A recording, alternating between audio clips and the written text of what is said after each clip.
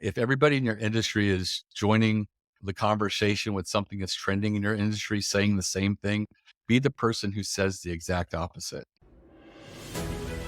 You've got to get around people that are doing the shit you want to be doing on the level and volume of what you want to be doing. Go in and be the damn student. I could learn from every person in this room.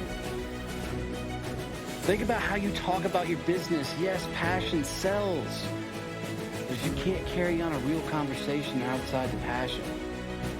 You're going to lose. So the whole point of all of this is, one, show up as you, fucking loud. Two, get yourself in frickin' rooms that scare the shit out of you. It's really about looking at those things that you know will move the business forward and doing them anyways. Thank you for allowing me to always show up as me, and thank you for showing up as you.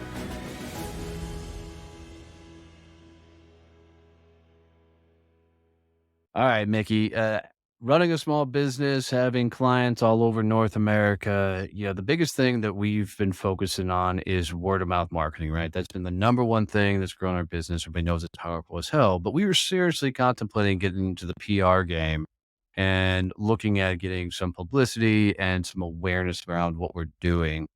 Um, if I'm a small business owner, where do I start when it comes to PR? Is it focusing on my unique selling proposition, or is it just writing something and hoping it gets picked up? Right. So with PR, you're looking to do a PR campaign. So you have 6 to 8 press releases, 6 to 8 opportunities to uh, engage with the media and have at least one of them work. Uh, the types of releases, yeah, you can focus on your unique selling proposition, what it is that you do that's different than everybody else, what makes you the kick-ass business that you are against all the other businesses out there in your space. Um, it could be sharing your story. The people that appear on Shark Tank often open with how, their journey to build this business or that product. And the reason for that is people relate to that. So, don't discount the human interest element of storytelling.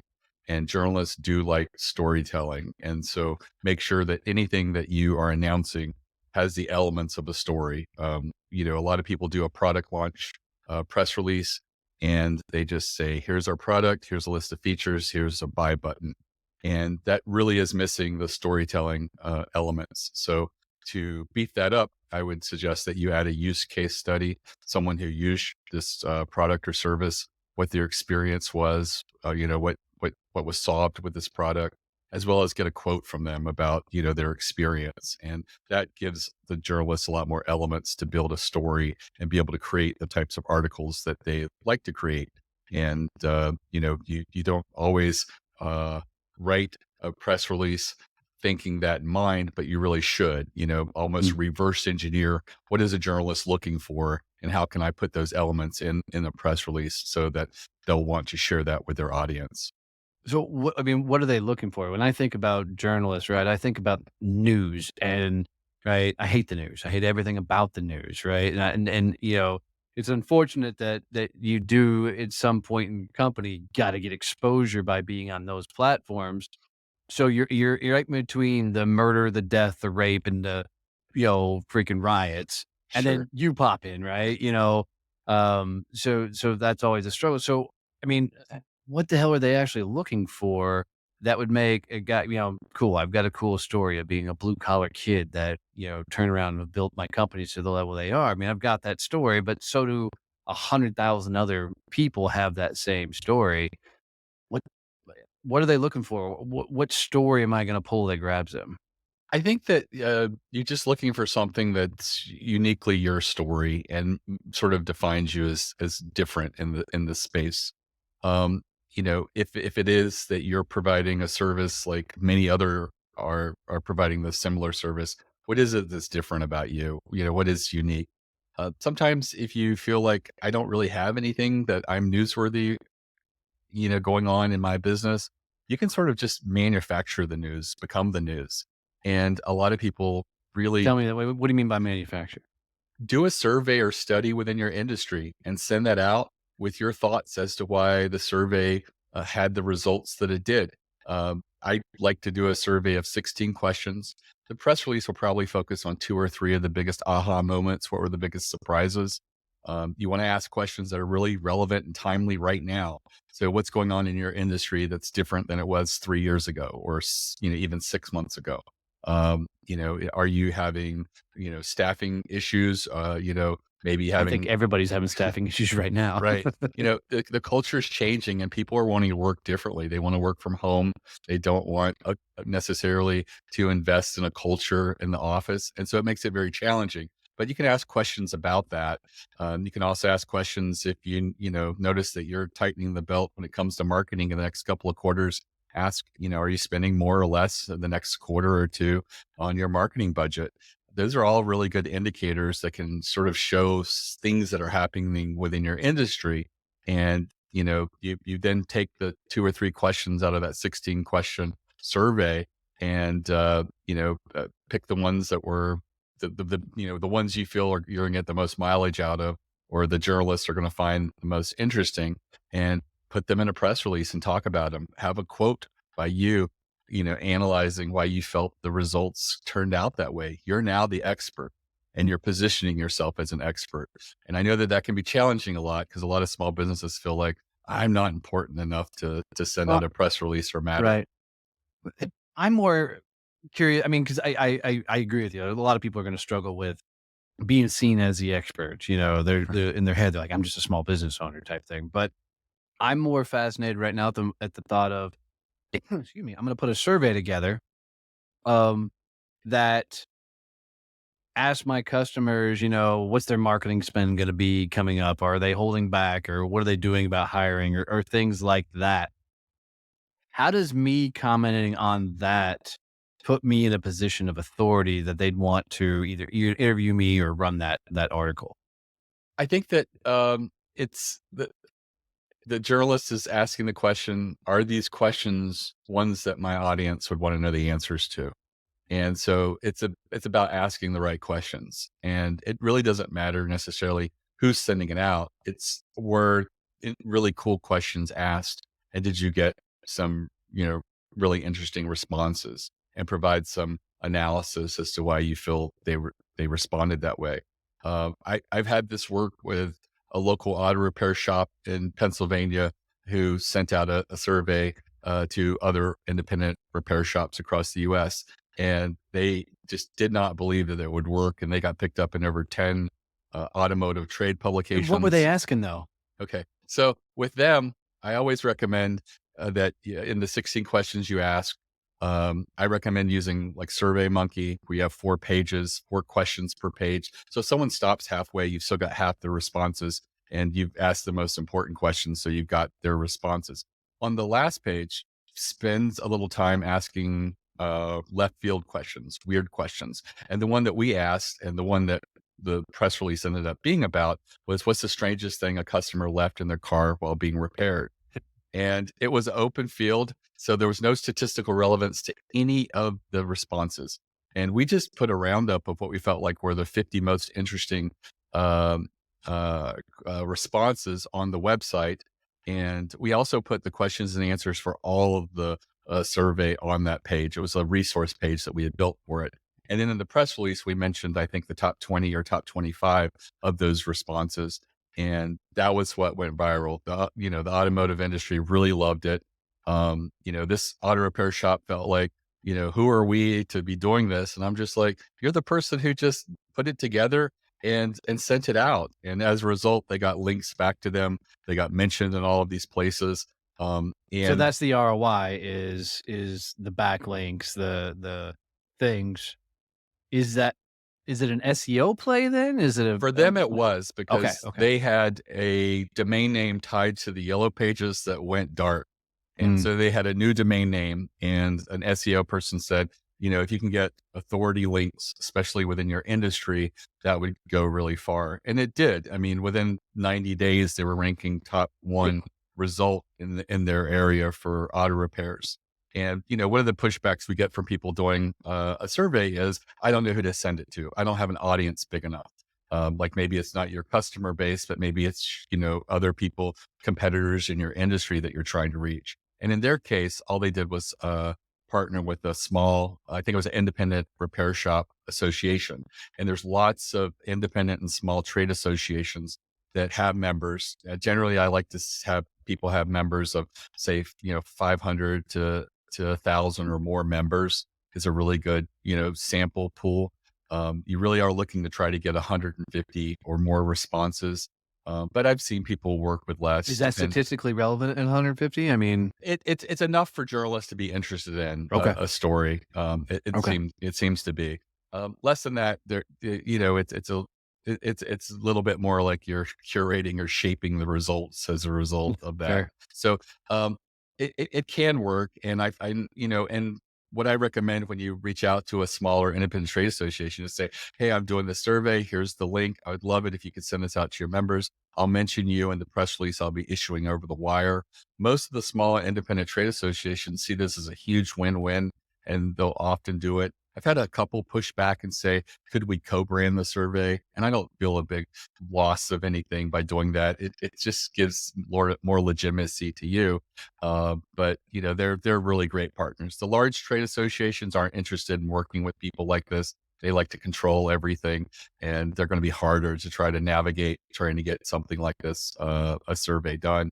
But it's something that anyone can do. And if you feel like you're just not newsworthy or don't matter to the media, it's one of the ways in which you can sort of, hey, I've created this survey. I've got these numbers. I own this data. It's mine. And if you, want to share it with your members or your audience as a journalist, here I am, and here's some quotes by me. And, that's another really great way to stand out is have amazing quotes. So many people write quotes for the media as an afterthought. And what they don't realize is that a journalist can build an entire story around an amazing quote. Mm. And you want to say something that can't be easily paraphrased or generalized. You want to say something that they're going to have to include you, because I've had people do press releases. They have a quote in it, and then a story runs, and the company's not even mentioned in the actual article that they inspired. And it's not because that journalist was trying to cut them out of the story, but they mentioned them in there, usually through a quote. And the managing editor saw it and said, "This is a weak quote. Why bother having it in here?" Mm. Crossed them out, and not even realize that they inspired the story with their press release, and now they're not even in it. So that's one of the things that can happen. So having an amazing quote, working with data, and sometimes it doesn't have to be your data through a survey or study. If you're just put data together that's publicly available in an interesting way, it can really sort of go far as to elevating the newsworthiness of your press release. So if you have a product launch, maybe talk about a certain percentage of people in your industry are facing the same challenge or a similar challenge. And, those kinds of numbers can really make it, more of a stronghold for journalists to cling to when they're writing an article. Man, there's a lot of things to unpack in there. The first one, so as I'm thinking through, I've got all these ideas around press releases we should attempt to do, but I'm thinking, God, what's in the survey? What questions am I asking? Then I'm going to, well, how do I know it's a powerful damn quote? What's the mechanics behind that? So let's start with, what questions are we asking in the survey itself? Is it so just to help you a little bit, I run B2B business to business networking groups all throughout North America. So we bring, service-based business owners together and teach them to collaborate and open doors through introductions to the right rooms, the right people, the right opportunities, that type of thing. So I've got a collective community of size. What survey would I put a survey out to them? Would I put a survey out to my customers, or would I put a survey out somewhere else? I know there's a lot of questions kind of thrown Sure. in there, but Sure. I find that the surveys that attracts journalists the most are the ones that are where you're talking to people within your industry. And that may be colleagues or partners, or it could be competitors in the marketplace. Generally, those do the best with like trade publications and sometimes with newspapers. But, you can also have a survey of your customers and clients and what they're facing. And that could be interesting as well. I find that if you're a local based business and your market is local, getting a survey of your clients can be really good for local media, Mm. local newspapers, maybe radio, TV, as well as like, if you're looking at to have a business magazine or newspaper in your market as well. Yeah. And then what questions are we asking? I mean, is it um because you're not gonna you can't make it all about your business. Nobody's ever gonna pick that up, right? Sure. So am I asking them industry? Am I asking them projections? Or what am I trying to uncover? You want to just ask questions that would interest people in your industry that would want to know the answer. So, sometimes surveys can be very specific. One that types of surveys I'm seeing that are very common that are thematic or like AI. Mm. Are you using AI in your industry? Do you feel AI is Just put uh, Chat GPT in it to anything and it's gonna run. I mean, right, right. And what people's thoughts about that are. The writers are going to have one perspective. People who write for a living, the feeling that AI potentially is, going to replace them or potentially could. And then you're going to have other people who feel like this is a tool and can assist us. Getting a feel in your industry about people's perceptions about things like that could be really useful. But other thematic things could be sometimes environmental. If you're in an industry that's rapidly changing because of environmental concerns, like the automotive industry is facing a lot of changes and shifts and things along those lines. You can sort of put together some questions that are around that.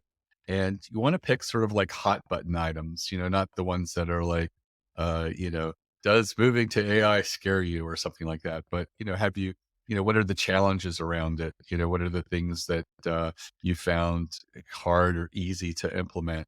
I think that also asking questions that are affecting, the entire nation, which could be like, if you're heading in a recession or out of a recession, asking questions that are specific to your economic health, your as a company, and that can sort of get a perspective of what's going on there. Asking about spending, hiring, any of those things are really good for it. It's just a matter of what if you were at a conference or a trade show that was happening today, what are the kinds of questions you would love to just talk to someone at the water cooler about? Hey, have you noticed that payables is now taking 80 to 90 days and it used to be, net 30. You were always getting paid on time. And so it's like, yeah, we have noticed that. Potentially that could be a question that you could ask. So, talk to colleagues, talk to people within your own company, talk to people in other markets, and just get a feel for what are the types of things that they would want to ask you, and what's going on with you, and they could be marketing, AI. There's lots of different approaches, and it's just a matter of brainstorming what would really be 16 interesting questions to ask, and sort of bury at the end of that questionnaire what are some left field questions, how like many if left field questions should I have? Because I got did another question to chase that, but I'm just curious. sure, I like 2 to 4, Okay. on that last page, take 2 to 4 and just go wild. And you can even, have it so that they're not responding yes or no or true or false or, multiple choice, but you can actually give them an area to write something like we did with the, local auto repair shop. But it does take a little bit more, you know, churning through the results because everybody's response is gonna be Right. different that way. Right. So, and like a common interest for a lot of our prospects, clientele, people we want to do business with or are doing business with is LinkedIn right now because of all the cool things going on over there. Just as a pure idea, would it make sense for us to go potentially survey 150, 200 LinkedIn experts, coaches, and the likes? Or would it make more sense to go survey, you know, B2B business people in service-based businesses who are on LinkedIn and how actively they're using it or something along those lines? Which would make more sense to try and put a survey to? I think that either one of them potentially could be a good survey audience. I think it has to go with intent and goals. Is engaging with 150 individuals who are on LinkedIn uh, going to be helpful to your business, getting their viewpoints, or is it going to be more strategic if you get it from people who are considered LinkedIn experts? Uh, Potentially, I think the LinkedIn experts might be potentially more valuable because I think that a lot of people will probably want to know the answer of that population over just the general population. But yeah, I've seen it work really well for different audiences. I do think that the benefit of reaching out to LinkedIn experts in that space is that you're kind of networking with Yeah, experts, that's and what 100% where my head was. Yeah. it does give you a huge opportunity to get to know them. They Yeah. get to know you. It's great branding.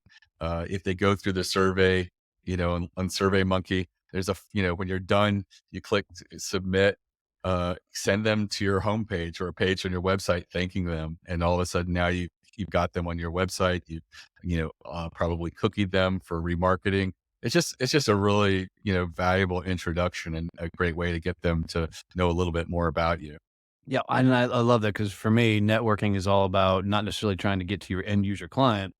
It's about getting to the people who already are working with your clients and getting great with them. And those LinkedIn experts are all working with our ideal clients. So that would be a fun exercise to try and put together. What's a good quote, right? So I'm talking to these newspapers, and you're like, you got to put together this like amazing quote that could almost tell a story, or a journalist could write a story about it. How do you pick up a good quote like that? Because in my head, I'm like, oh, let's go chat GPT and go, what's a good quote to give to a journalist? Like 500 million other people are trying to do right now. Sure. I think that a really great quote is one that stands out. It's one that if a journalist was to paraphrase that, uh, would there be a loss? And the loss could be the certainty with which it was spoken, the precision, the power of how it was spoken. It could also be the the art of the writing itself. Like, was it just a beautifully said sentence? There's a lot of different things that could go into That's a a great. lot to put into one quote. I mean, Right. you know, uh, I need to go hire like a really expensive copywriter to come up with one sentence for me. Right. But a lot Yeah. of quotes are just written as like passive verb. We feel this is a really great asset to the company launching this product. And, put some active verbs in there. Can you give me an We feel, example of what a good quote would, what it would sound like, just so I can wrap my head around it? right. Let's see. Because as I'm, going through, I mean, I have quotes that people have repeated that I've said, Right. but I don't, not done from a journalistic nature. Sure. So let's see. I think that like having a quote where one person says something along the lines of, I feel like this product, addresses the need in the marketplace. And I feel like it can be a really great asset to any business. That's like a safe generic quote. But if you Right. said something along the lines of, this product addresses the biggest need in our marketplace, which is a lack of that. And it's like, wow, that's very succinct. And it immediately has something that's very identifiable where you've identified what what it does. And it So it just makes almost it tells a story versus trying to convince or anything. It's sure. coming maybe from a more of a place of authority. Right. Absolutely. Okay. All right. It's fascinating.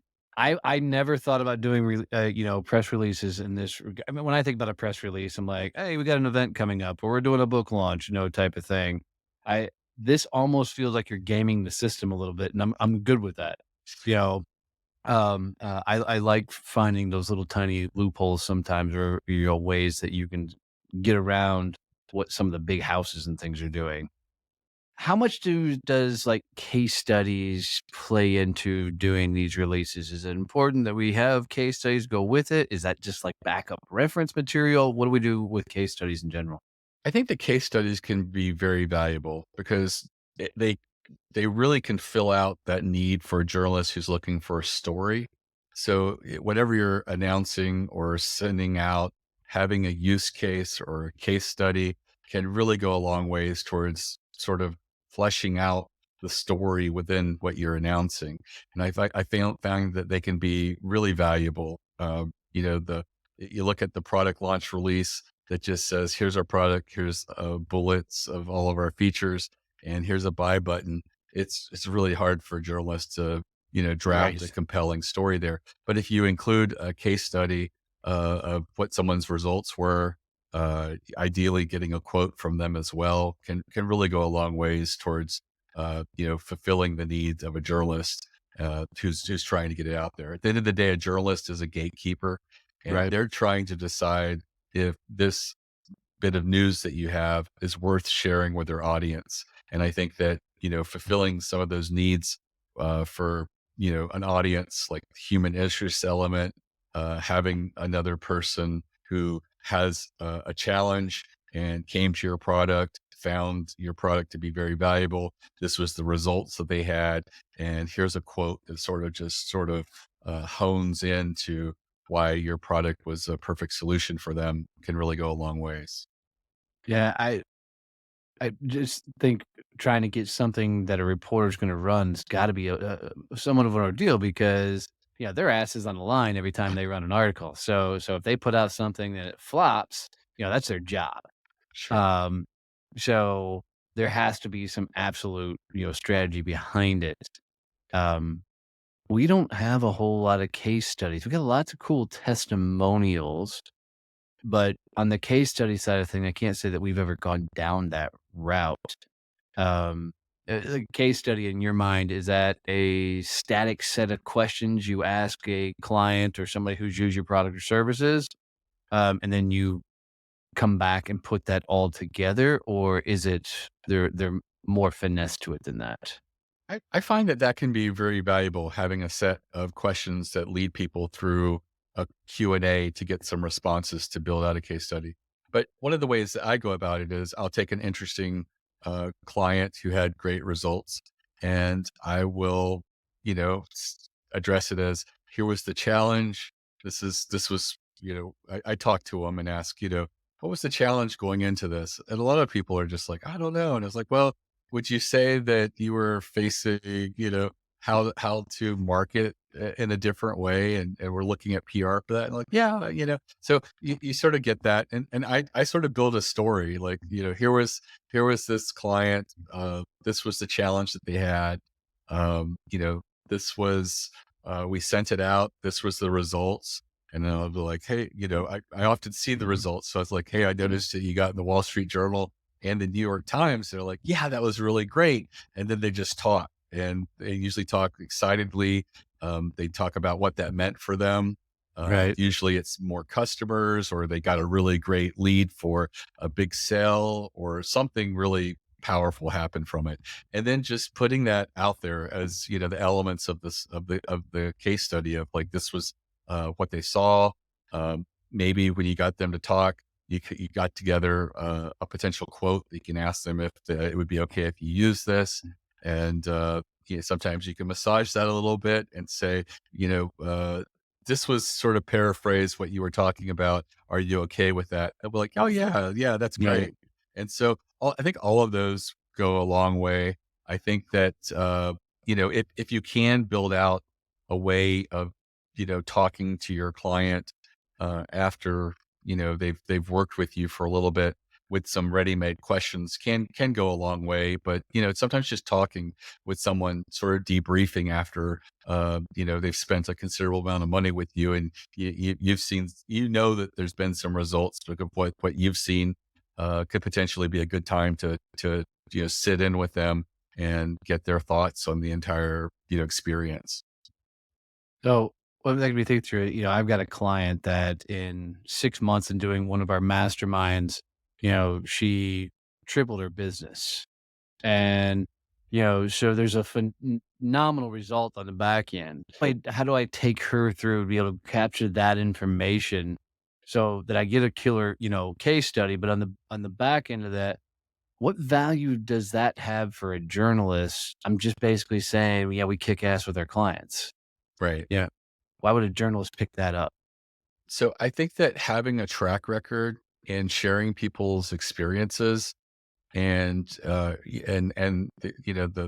path that they've gone through, uh, be it inspirational or vulnerable, is the ingredients that a journalist is looking for. I think that as a service-based business who just has a good case study, that in and of itself isn't going to be Right. enough, I think, to get you over the hump of getting an article. But I think that, maybe it's focusing on, a relaunch of your service, or maybe a specific approach that you're taking with your service that's novel or new, that there's a milestone that's happening along with that case study, can work really well for you. And sometimes it could be, something as benign as an anniversary. We're celebrating 10 years in business and looking back at the growth methods that we've used to help our clients. We've noticed that, in our last 6 clients, they all saw this result, and one in particular actually saw a tripling of their business as a result of this. And then have a quote by her, saying, "Wow, tripling my business as was something I didn't think that was possible in such a short period of time," or something along those lines. And all of a sudden, you can sort of see the story sort of potentially coming together. Yeah, no, that's the anniversary one got me well because we just wrapped up year 4 of the Badass Business Summit. We'll hit year 5 next year, so that's a cool twist and play on it. You know, does this work for like local radio and the things, or is this strictly focused in on press releases and articles and likes? So the thing is, radio and TV does pick up press releases. They do look for stories on the wire, and so potentially, it can lead to that. I've had clients who've got picked up on local TV and radio, as well as like national news, like Good Morning America, and even late night TV. Uh, uh, That's winning the lottery right there. I it mean, is. We had one client, Celebra Ducks, which makes celebrity ducks. They also make historical ones like Shakespeare in a rubber ducky form, and all kinds of celebrities and things along those lines. And they got picked up on the late night TV show. They got to come out and share some of their wacky creations and things like that. And that is a huge milestone yeah, to for to sure. have that happen, That's because the equivalent of a YouTube video going, 100 million views type of thing, you know? exactly. And I deal with clients who get media pickup, and it's great. They get a few sales from it. And then I also get some they get one article, and then they get, a $25 million sale from that one article. And so it's all over the place what a success is. But generally what we're looking for is getting these articles written by journalists, and potentially, getting new customers through that, but also using these links that you've created on these websites to put your customers, expose them to it, as well as your leads. So, generally, one of the things that my clients notice is that when they get links from an article that they got picked up in, they're like, "It looks like a third of the people that visited our website bought. Is that possible to have a conversion rate of 30, Mm, 40%?" And I'm like, "It is." Not everybody who read the article clicked through to visit you, but the ones that did, they read this article. It works as an implied endorsement, almost like a referral when a journalist writes about you. It's not like seeing an ad. You read an article, you get this warm feeling about this company, and you just want to do business with them. You don't open a new browser and say, "Can I get it 15% cheaper on Amazon," or something right. similar to it. It really is. It creates this feeling that works really well. And if you can then take that link to that article and share it with your customers. Customers are always going to be shopping around. They may not shop every year, but some of them do. And maybe this is the year that a couple are considering reshopping who they're working with, just to make sure they're working with the best company, because it's been a few years they've worked with you. And they see that article and they're just like, I don't even have to do that this year. This is definitely the right company that we want to, to be associated with. Same thing with leads. There's always people that are on the fence, and you're going to lose some of them. You didn't convert them, but getting that link in front of them and having them read that article can be potentially just what they needed to push them to your side and win them as a customer. And so, all of these opportunities, share them with your social media, preserve them, put them on your website, build a news section on your website where you put all this great content, which can really attract the search engines as well. And it really does send a strong signal to people that you care about your reputation, you're out there, making a name for yourself, you're owning a little bit of yourself in the media by getting out there. And I always share that there was a website my daughter sent me to and wanted me to buy her something for her birthday. And as soon as I saw it, I did not feel comfortable giving them my credit card. And so I went around their website and found that they had a press room, and it had like 8 years worth of press releases. And I'm like, well, they're definitely not a scam, because no one's going to go through and create a history of 8 years worth of announcements to send something out. So I felt a little more comfortable. And I'm in PR, so maybe that A isn't the little same biased. feeling that everybody feels. But I do think that people look for indicators of, is this someone that I want to work with, and someone who is taking the time to um, announce milestones to the media and preserving them on their website is a really good, strong indicator that this is a business that cares about who they are and their identity. Yeah, for sure. Um, and I can't help but think this is like a long play though, because you don't know what's gonna hit. Should you test this? I mean, do you put out one story and be like, cool, it hit, and then a tack on question, how do you determine ROI from doing a press release? Right. So ROI is a little challenging, because unlike with marketing, you don't really get to use tracking URLs, or they're certainly not going to be respected by journalists. So that makes it a little difficult. But I think that, um, looking at your results and when you have successes, what they mean to you is a really good indicator. Is it links back to you, or is it company mentions? Are there, uh, conversions that you can measure that came from an external article? Those are all really great indicators in which you could potentially measure. Sometimes it's extremely obvious when you go viral with an article that's just really meaningful in a major publication, that it just sends you a lot of traffic and a lot of customers. Sometimes it's a little bit more delicate, and you just sort of have to go with a gut feel of like, I think that worked, but let me test it another month where I know predictably how much we do and see if there's a bump there. I think that testing one press release generally never works, because when you're doing a campaign of press releases, say 6 to 8 press releases over a period, which could be a year, could be a year and a half, and if you're really proactive, it could be like 6 to 8 press releases in 6 to 8 months. You're looking for a few of these opportunities that you're testing to see what works. And as you have media success, you want to see, can I do that again? Can I make it work for me? I have one client, clutch.co, that represents lots of little verticals, and they do a survey or study for each of these verticals, and they do them annually. And they ask really engaging questions. Those industries like to know the responses, and they often get 8 to 14 articles for every press release that they do. And that's something that they can do and just replicate over time. And it's really just one idea. It's the survey or study. For other people, you may have to mix and match, and what gets success one time may not work again. You just have to test it and see. I like to look at other opportunities that you can do, like uh, researching your industry for blind spots or gaps. What are the types of things that your trade publications and people in your industry don't really talk about, but maybe when you go to a conference, it is something that you always talk about. We did that for a carpet industry as a local carpet company in New Jersey.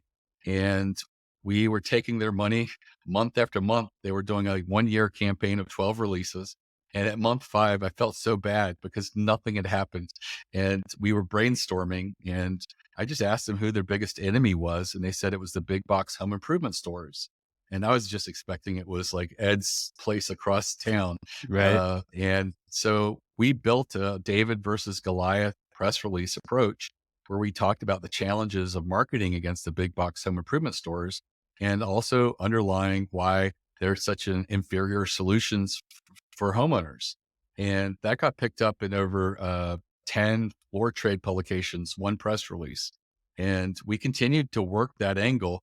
And over a 1 year period, we got about 30 some articles. Over 20 were in floor trade publications, local newspapers, New Jersey Magazine. Um, and the thing that they did was they put all those clippings together in one big book. They called it a brag book. And every time their salesperson went out to give someone a quote at their home, they would open that and show, look, we've been picked up by Floor Cover Weekly.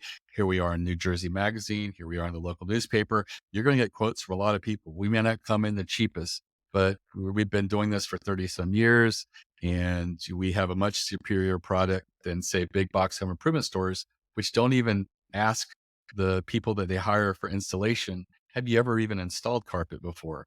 And we know because we come in and fix a lot of carpet mistakes from these places, restretching, trying to redo the seam so it's less noticeable. And when you use us, you're just going to get it right.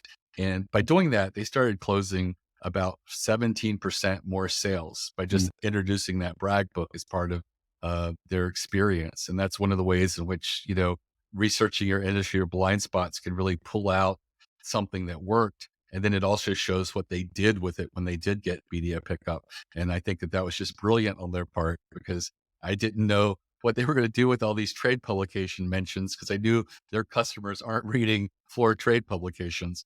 Right. But they were huge indicators and basically respected entities in their industry that they were able to pass along that credit, that social proof and credibility, so that it went through to them, to these customers at home, who then were like, "Yeah, this is the company we want to work with." Other types of press releases that work really well are, being the friendly jerk, AKA the contrarian. Is that something you're comfortable with? You don't want to alienate your customers, but if everybody's saying, "Hey, we should be making the move for electric cars," and either one person who says, "Hey, I don't think so. I think we should stop before we move forward because the mining of the minerals for the batteries creates all kinds of environmental hazards. Not to mention, we don't know what's going to happen to these batteries at the end of their life. Are we creating a bigger problem in landfills? Not to mention, when these electric cars get in accidents and they catch on fire, they're almost impossible to put out. And so maybe we should sit and refine this for the next few years before we push for its wide use across the entire country. That's a way in which you don't sound unreasonable, but you are putting a position out there that really no one else in your industry may be positing or sharing. And so Right. that's a really great way because journalists want to be fair and balanced. So if they're going to write a lot of articles on electric cars, if you're the only person raising their hand and saying, I'm going to present the con or the negative of this, you stand the likelihood that you can be plugged into every story on this issue because no one else is there Same. that's willing to say the negative side of things. Smart. So we launch, these groups all over, and like I literally just had one launch this morning that one of our chapters. Does it make sense for us to every time we launch a chapter in a local area to do a press release saying we've launched it, and then what would be the kind of plan of attack to do just that? Right. I think that for local media, and I think that those would be the ones that would be most valuable for you. I don't think that you would have to even go through doing a press release or using a paid service. Local media is really about connections. And if you think about it, in every local market that you go into, there's probably less than 6 people who would potentially write about you. Look at the local paper, who is the person who writes or covers your industry. You can look at the past, reach out to them, ask for their email address. You can call and ask, they'll give it to you. They're not trying to hide, they're members of the community. And if you just ask, say, hey, I've got a idea I'd like to pitch to so-and-so, can I get their email address? They'll give it to you. Just build a small Rolodex of 6 to 10 people in each market. Mm. As you go into that market, you could have something that you prepared and share that. It could be as little as a few sentences and a great quote of you talking about entering that marketplace. And I think that that's a great way to, start those little local chapters that you were having, and then giving that Rolodex to them and letting them continue to nurture those relationships with the media, whether they get pickup or not. Over time, they will, because what you'll notice is that after a while, you might pitch 4 or 5 times a year to these local markets, and maybe you don't get any pickup. But after a while, they're going to be working on an article and they're looking to plug in someone, because that's another thing journalists do. Mm. They like to break it down locally. So here's how this environmental issue applies to a local business. They're going to think of you. Oh, that might be a great person to plug in here. And it's one of the reasons you see the same companies get recycled in local news often. It's not because they're paying a lot of people to get access, or they're spending a lot of ad dollars. Often they're just the ones that are working the networking the most and being the most proactive. Would you that is actually really smart as hell.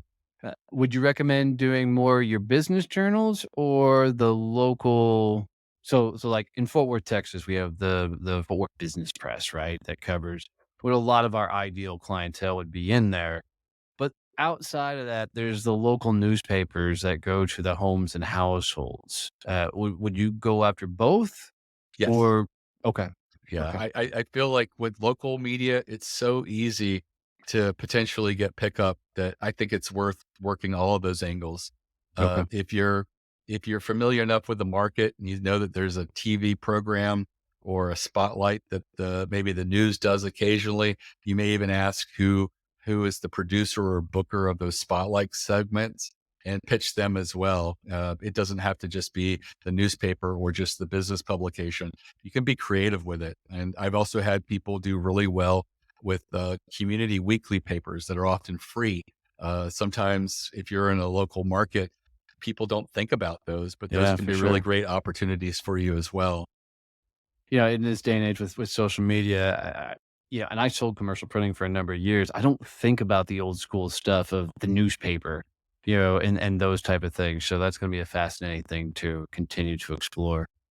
So, dude, we can keep doing this for a while. I'm going to continue to get a whole bunch of free advice from, which I appreciate the hell out of.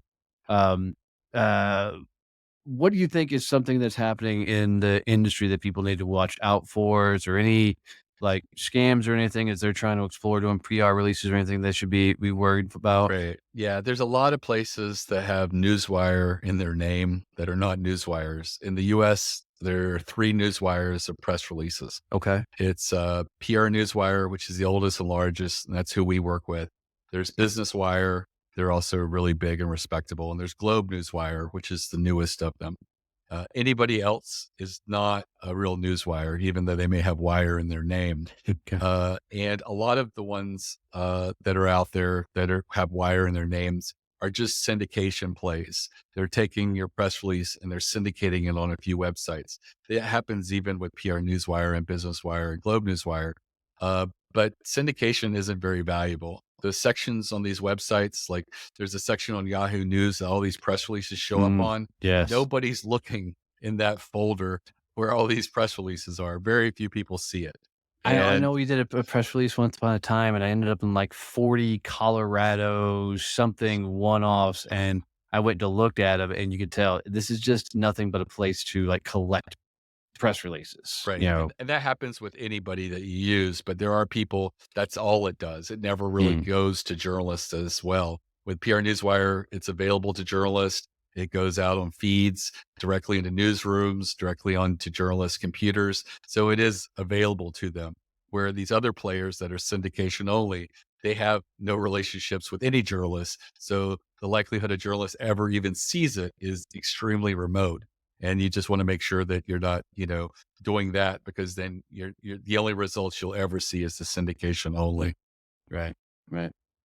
Well, brother, this is awesome. I really appreciate the insights. Uh, I actually took some notes that I'm going to be giving to the team, and we're going to get to work on it. So I really enjoy it. How do people find you? How do they reach out? How do they get in touch with you? Right. So the website's eReleases.com. I do have a free masterclass that goes through all these strategies of the types of releases that work. So if you're new to press releases or considering, it's a great place to start. It'll give you an audit of your business as to what types of releases could be meaningful and work for you. And it's at eReleases.com/plan, PLAN. And it's completely free. It's about an hour-long video masterclass. And I think that's a great place for anybody to start. And we also have our social media on our website. LinkedIn is my direct LinkedIn. It's a great place to reach me, and I actually understand it. I have people in charge of the other social media that's out there. But at eReleases, we're all just editors. There's no salespeople or commissions, and we work on a la carte basis. It can really help you, get your first press release in order and get it out there to the media. That's awesome. Well, Mickey, thanks for doing this. Guys, if you made it this far, you're still hanging out with us and you got any tips, tricks, any value out of this, do us a favor, take a screenshot of this wherever you're listening or watching this and put it out in your social media channels and tag me and Mickey. And if we see it, we'll come comment, interact, but it just shows that we're hitting on the content you guys are enjoying and wanting to learn more about. So thanks again, Mickey, for hanging out with me. And for you guys that are listening and watching, love you, mean it. See you. Bye.